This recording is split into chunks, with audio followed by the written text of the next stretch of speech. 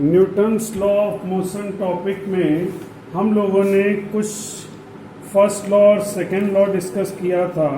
कुछ क्वेश्चंस और डिस्कस करते हैं। एक क्वेश्चन हम लोग इम्पल्स का डिस्कस करते हैं। ध्यान से क्वेश्चन सुनेंगे।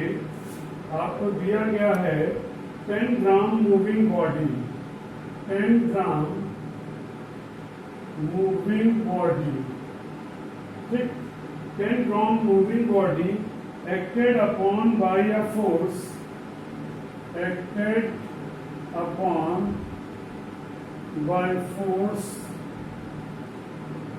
10 Newton for 10 Newton for 3 microsecond.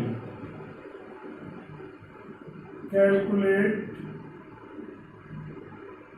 impulse and change in velocity, change in velocity, ठीक।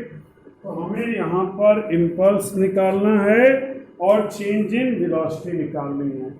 तो एक ऑब्जेक्ट का मास दिया गया है जिस पर फोर्स लग रहा है, टाइम दिया गया है। तो इसमें है सॉल्यूशन में मास आपका है 10 ग्राम, फोर्स अप्लाइड है 10 न्यूटन और टाइम इंटरवल है 3 microsecond equal to 3 microsecond. Time interval है 3 माइक्रोसेकंड। फाइंड आउट क्या करना है? इम्पल्स आपको निकालना है। इम्पल्स का फॉर्मूला क्या था? मैंने आपको बताया था mathematically impulse defined as product of mass and velocity, product of mass and velocity. तो फोर्स और टाइम इंटरवल का प्रोडक्ट, फोर्स हो गया टाइम 10 और टाइम इंटरवल 3 माइक्रोसेकंड। सिंप्लीफाई करेंगे 3 इंटू 10 पावर -5, यूनिट हो गई न्यूटन सेकंड। माइक्रो का मतलब समझ रहे हैं? माइक्रो का मीनिंग होता है 10 पावर -6 सेकेंड। तो जब भी आपको इम्पल्स निकालना हो क्या करेंगे? फोर्स इंटू टाइम इंटरवल कर देंगे।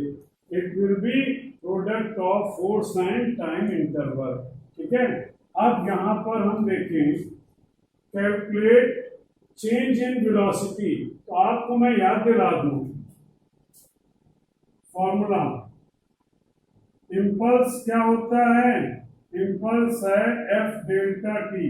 और मैंने आपको इसी में एक बात बताई थी, ये चेंज इन मोमेंटम के इक्वल होगा, चेंज इन मोमेंटम के इक्वल होगा। जो इम्पल्स है फोर्स और टाइम इंटरवल का प्रोडक्ट और चेंज इन मोमेंटम के इक्वल होगा। तो यह आएगा F डेल्टा टी, ये है, और चेंज इन मोमेंटम P। अब मोमेंटम क्या होता है? मोमेंटम है mass into velocity. You know that momentum है मास इनटू वेलोसिटी। तो चेंज इन मोमेंटम, तो आप देखो यहाँ पर जो ऑब्जेक्ट लिया गया है उसका मास तो बदल नहीं रहे हैं। तो अगर इम्पल्स है तो इम्पल्स कैसे हुआ होगा? वेलोसिटी के चेंज से। तो m कांस्टेंट रहेगा और चेंज क्या होगा? वेलोसिटी। तो ये आ जाएगा F delta T equal to m delta v। अब F डेल्टा टी की वैल्यू 3 इंटू 10 पावर -5। मास कितना है? मास है 10 ग्राम। ग्राम को हम लोग क्या कर लें? ग्राम को हम लोग किलोग्राम में बदल लेते हैं। तो ये आएगा 10 इंटू 10 पावर -3 kg। तो ये होगा 10 पावर -2। अब वेलोसिटी में चेंज कैलकुलेट करना है। पॉइंट समझ में आया? तो ये आएगा 10 पावर -2 kg था। तो चेंज इन वेलोसिटी कितना होगा? Delta v equal to 3 into 10 power -5 divided by -2। तो 3 इंटू 10 पावर -3। तो चेंज इन वेलोसिटी हमें मिला बेटा मीटर पर सेकेंड में आएगा। जो चेंज इन वेलोसिटी होगा वो मीटर पर सेकेंड में निकल निकल करके आएगा। तो आपको इम्पल्स समझ में आया, force into time interval. Impulse किसके इक्वल है? चेंज इन मोमेंटम के। चेंज इन मोमेंटम में मास तो चेंज है नहीं, तो क्या चेंज होगा? वेलोसिटी चेंज होगी। Mass into change in velocity. और यही हमें पूछा गया था कि इम्पल्स फाइंड आउट करो और चेंज इन वेलोसिटी निकालो। तो इम्पल्स का आंसर हमारा ये हो गया और चेंज इन वेलोसिटी का 3 × 10⁻³ it is a good and important question for you. Next एक क्वेश्चन और है, इस पर आप दिमाग लगाएं। देखो मैं पहले से क्वेश्चन नहीं लिखा हूँ, साथ साथ करता जा रहा हूँ, तो आप क्वेश्चन में रीड भी कर दूंगा इजी वे में, तो आपको समझ भी आता है। थोड़ा शॉर्ट में लिखूंगा।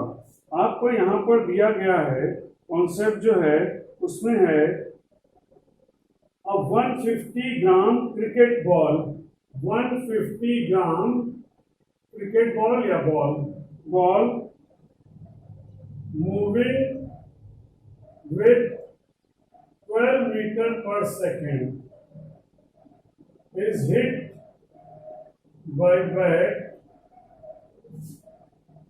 and turned back at a speed of 20 meters per second. ठीक, duration of impact is duration of impact is 0.01 second.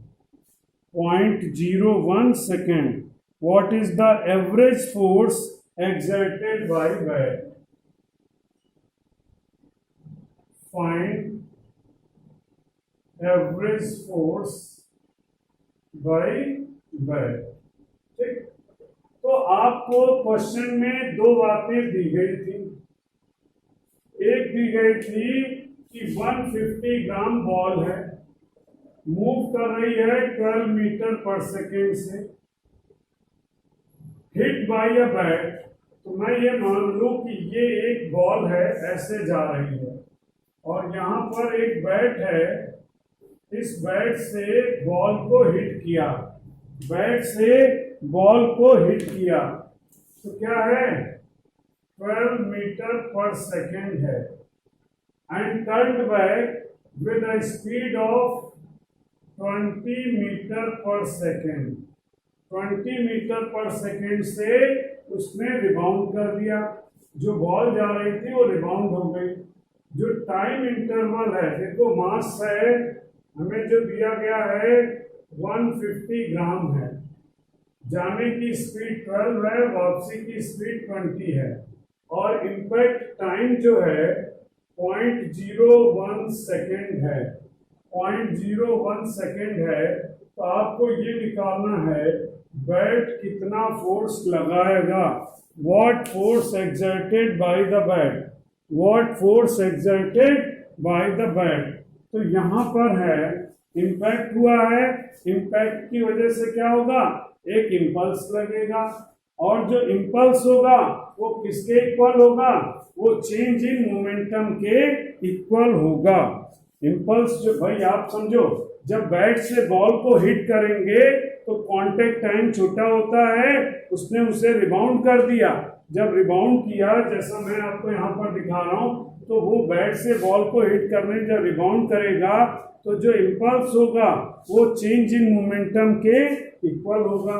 तो हमारे पास लॉजिक आया impulse equal to change in momentum, impulse equal to change in momentum.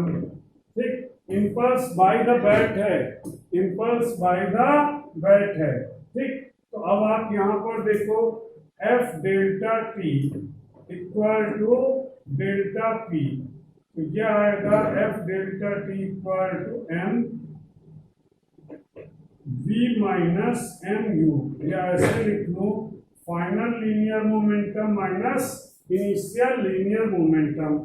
Final momentum mass into final velocity, mass into initial velocity.